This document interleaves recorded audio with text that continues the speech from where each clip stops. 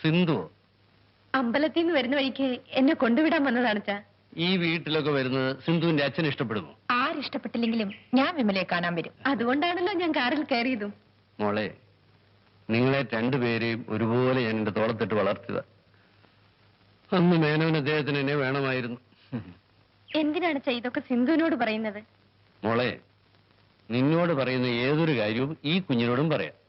നിങ്ങൾ തമ്മിൽ യാതൊരു വ്യത്യാസവും എനിക്കില്ല. വരൂ സിന്ധു. നീ മാസ്റ്ററുടെ അനുവാദം വാങ്ങിച്ചോണ്ട് എനിക്ക് കൂട്ടുവരാന്ന് പറഞ്ഞോളല്ലേ? അച്ഛാ, സിന്ധു തോട്ടം ചുറ്റി കാണാൻ ഇറങ്ങിയതാ. ഞാനും കൂടെ പോയിക്കട്ടെ? അതിന് എന്നോട് ചോദിക്കണോ? പോയിക്കോ. ഇതാ അച്ഛാ. വാ. ഇവിടെ അരച്ചായ ഇല്ല. ഓ, താൻ മൊത്തത്തിലല്ലേ കൊടുക്കുള്ളൂ. എന്നാ ഒരു കാച്ചാതാണോപ്പാ. അന്റെ ഈ പിശുക്കൻ തീരും ഹിമാറെ. ഈ കണക്കിന് ഉടനെ തീരും. എടോ, തന്റെ മരുമകൻ കറുപ്പായി മുതലുള്ള വലങ്കയല്ലേ? തനിക്ക് ആവശ്യമുള്ള കാശ് അവനടുത്ത് ചോദിച്ചാ പോരെ? കറുപ്പായോട് കായ് ചോദിച്ചാ ഇയാൾക്ക് തെറി ഉറപ്പാ. എന്റെ മരുമോനും ഞാനും വലിയ സ്നേഹത്തിലാണ്. എന്നെ തെറി വിളിച്ചിട്ടൊന്നുമില്ല. എന്തെങ്കിലും ചോദിച്ചാ പിന്നെ താമസമില്ല, അപ്പൊ ചവിട്ടും. അല്ലെങ്കിൽ തന്നെ എങ്ങനെ ചവിട്ടാതിരിക്കും? കയ്യിലിരിപ്പതല്ലേ, തൊട്ടാ മോഷണം. നേരെ ഞമ്മളെ കണക്കില് ഈ ശൈത്താനക്ക് ഒരു ചായ കുടിക്കി. ഓ എന്റെ കർത്താവേ, മമ്മളിന്റെ ആത്മാവിന് കൂട്ടായിരിക്കണമേ. മമ്മൾ മയ്യത്തായില്ല. ഇതുപോലെ 4 പ്രാവശ്യം വീണാ ഞാൻ മയ്യത്താവും.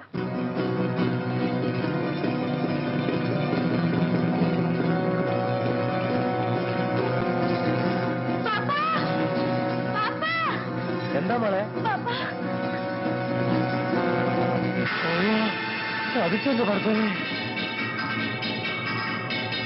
ഈ കറോണോ ഐഫോണേക്കോ?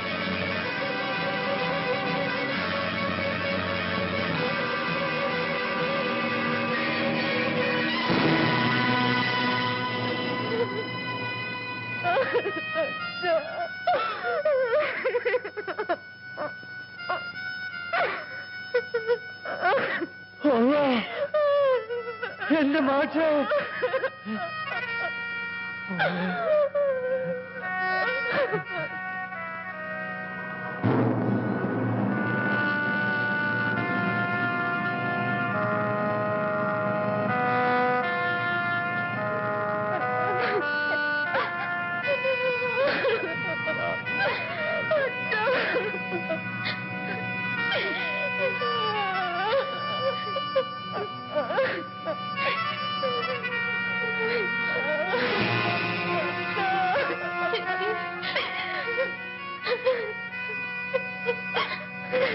നമ്മളെ ബലത്ത് കെട്ടുവേമാന്റെ എന്നെ ഇട്ടിട്ട് പോയോ അച്ഛാ?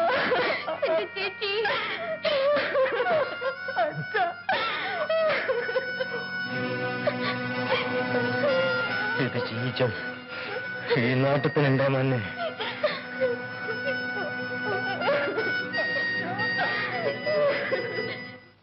മിസ് നായർ, നിങ്ങൾക്ക് ഈ ഏരിയയെ പറ്റി അറിയാത്തതുകൊണ്ടാണ് ഈ കൊലപാതകത്തിൽ ഇത്രയും അതിശയം തോന്നുന്നത്.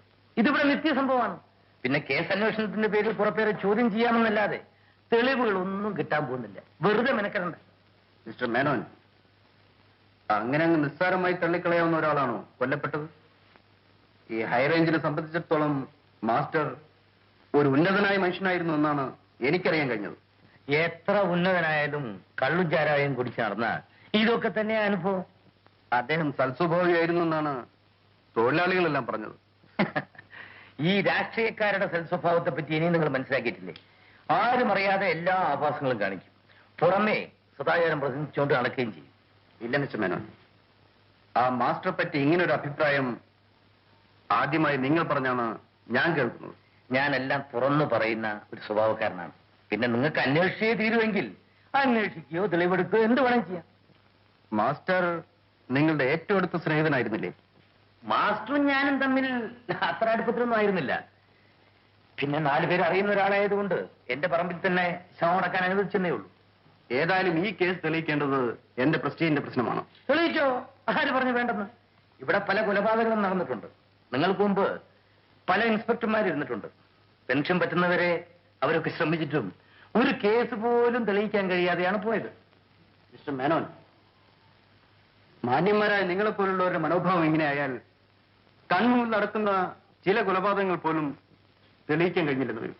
ഞാൻ 1000 ജോലിയുള്ളവനാണ്. എനിക്ക് ഈ കേസന്വേഷണത്തിന്റെ പുറകെ നടക്കാൻ സമയമില്ല. നിങ്ങളുടെ ഒരു സ്നേഹിതൻ നിങ്ങളുടെ തോട്ടത്തിൽ വെച്ച് തന്നെ കരുതിക്കുട്ടി കൊല ചെയ്യപ്പെട്ടിരിക്കുന്നു. ഈ കേസ് തെളിയിക്കുന്നതിൽ നിങ്ങൾക്കും ധാർമ്മികമായ ചുമതലയുണ്ട്. നിങ്ങൾ ഒഴിഞ്ഞു മാറുന്നതിന് മാത്രമല്ല, ഈ കേസ് തെളിയിക്കുന്നതിൽ നിങ്ങൾക്ക് എന്തോ താല്പര്യക്കുറവുള്ളതുപോലെ എനിക്ക് തോന്നുന്നു. നിങ്ങൾ എന്ത് ധരിച്ചാലും എനിക്കൊന്നുമില്ല മിസ്റ്റർ നായർ. മിസ്റ്റർ മേനോൻ, നിങ്ങൾ ഒരു കാര്യം മനസ്സിലാക്കണം. ഈ കേസ് അന്വേഷിക്കുന്നത് ഞാനാണ്. കൊലയാളിയെ കണ്ടുപിടിക്കാൻ ഇവിടുത്തെ തൊഴിലാളികൾ ഒന്നടങ്കം എന്റെ പിന്നിലുണ്ട്.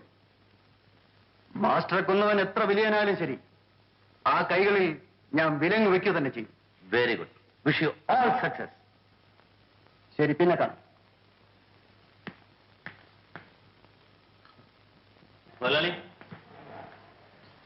ഈ ഇൻസ്പെക്ടറെ നമ്മൾ വളരെ സൂക്ഷിക്കണം. അയാൾ എന്തൊക്കെയോ മനസ്സിലാക്കിയത് പോലെയാണ് സംസാരിക്കുന്നത്.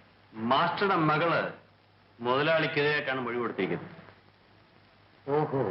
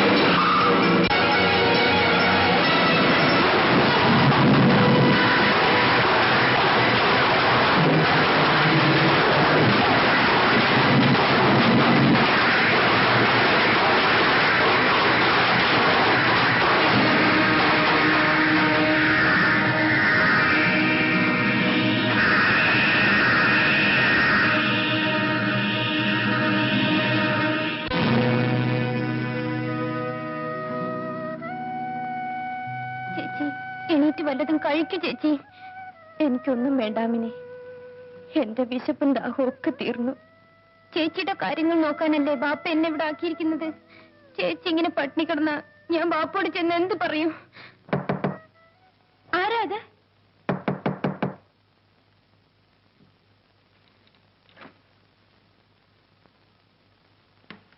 എന്താ എന്താണ്? നീ ആ പെണ്ണിനെ കാക്കയുടെ വീട്ടിലേക്ക് പറഞ്ഞു വിട്. ഞാൻ ഇന്നിവിടെ തങ്ങാൻ വന്നതാ. തങ്ങാനോ? ഒന്നും അറിയാൻ വയ്യാത്ത. നീ വരാൻ പറഞ്ഞിട്ടില്ലേ ഞാൻ വന്നത്? പട്ടി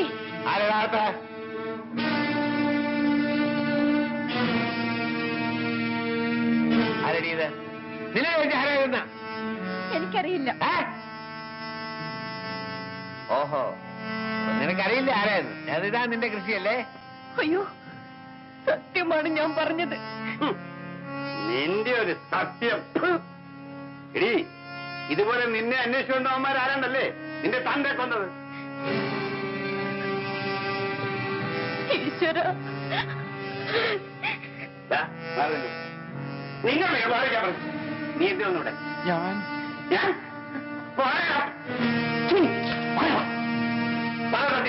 ഇവൾ എന്നോട് രാത്രി വരാൻ പറഞ്ഞിട്ടാ ഞാൻ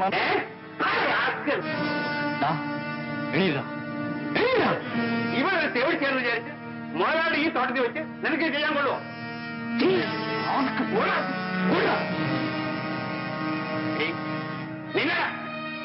എന്ത് പറയുന്നു? ഓ, എന്തോന്ന് പറയാനാ? ഇനി ഈ തോട്ടത്തിൽ വിളിയിരുത്താൻ പാടില്ല. ശരിയാ, ഇന്ന് തന്നെ നമുക്ക് മുതലാളിയെ കണ്ട് ഇത് തീരുമാനം ഉണ്ടാക്കും. വീട്ടിലെ അവിടെ നോക്കാം നിങ്ങൾ.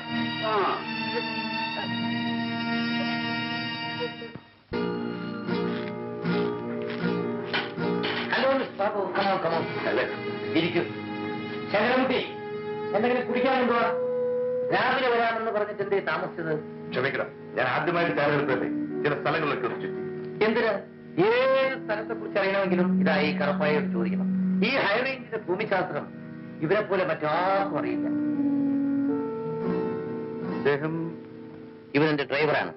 എന്ന് പറഞ്ഞാൽ കാറിന്റെ മാത്രമല്ല, എന്റെയും ഡ്രൈവറാണ്. ഇതൊന്നും ഇപ്പൊ വേണ്ടായിരുന്നു. അയ്യോ സാറിത് കൂൾ ഡ്രിങ്ക്സാ, ഇരുന്നാ തണുത്തോ. ഇവിടെ വന്നാൽ ആദ്യം അങ്ങയെ കണ്ട് വേണ്ട ഉപദേശങ്ങളൊക്കെ വാങ്ങിക്കണമെന്നാണ് DSP അദ്ദേഹം പറഞ്ഞിരിക്കുന്നത്. അദ്ദേഹം എന്നെ കുറിച്ച് കേട്ടറിഞ്ഞിരിക്കും. രാവിലെ ഫോൺ ചെയ്തിരുന്ന കാര്യം മുതലാളി പറയാൻ മറന്നുപോയെന്ന് തോന്നുന്നു. ആ ബാബു, തോട്ടത്തിൽ മരിച്ചു കിടന്ന ഒരു രാഷ്ട്രീയക്കാരനെ കുറിച്ച് ഞാൻ ഫോണിൽ സൂചിപ്പിച്ചത് ഓർക്കുന്നില്ലേ? അയാൾക്കൊരു മകളുണ്ട്. ഇവിടെയുള്ള കള്ളുകുടിയന്മാരെല്ലാം രാത്രിയായാൽ അവളുടെ വീട്ടിലാ ഉറക്കം. അവളെ കിടക്ക് വിട്ടൂടെ? അല്ല, ഇവിടാണ് ഞങ്ങൾ പ്ലാന്. പിന്നെ വല്ല തടസ്സവും ഉണ്ടായെങ്കിലോ? ഒരു തടസ്സം ഉണ്ടായില്ല. ഞാൻ പോകുന്ന വഴി അവിടെ കയറി അവിടെ ഒന്ന് വെറുതേക്കാം. ബാബു അവിടെ ചെല്ലുമ്പോൾ അവിടെയുള്ള തെണ്ടികളെല്ലാം കൂടെ വന്ന് അതും ഇതൊക്കെ പറയാതെ വിശ്വസിക്കരുത്. ആരൊക്കെ പറഞ്ഞാലും അവിടെ ഇവിടെ ഇറക്കി വിട്ടാ പോരെ? അത് മതിയായി. ആ കാര്യം ഞാൻ ഏറ്റു.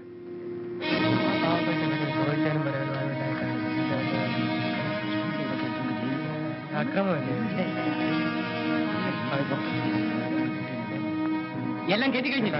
പിന്നെ ഇവിടെ പുറത്തോട്ടിറങ്ങാത്ത ഇറങ്ങി വാടി പുറത്തേക്ക്. ഞങ്ങൾ വീട് കൊണ്ടുപോയി.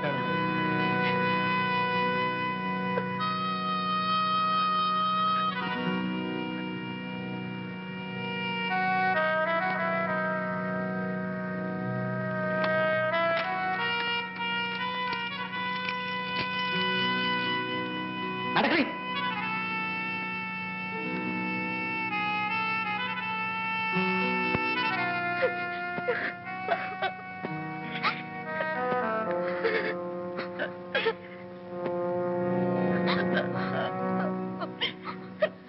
ആരോരും ഇല്ലാത്ത ഈ കുട്ടി ഇറക്കി വിടരുത്. ഇത് അക്രമമാണ്. ഇന്ത്യ ഒരു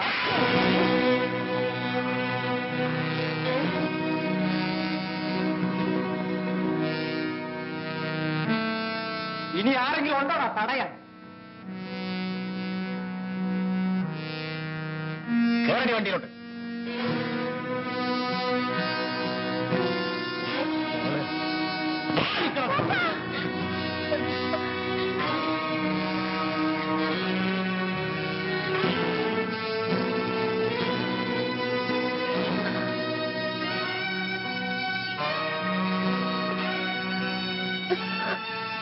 നിർത്തലടാ.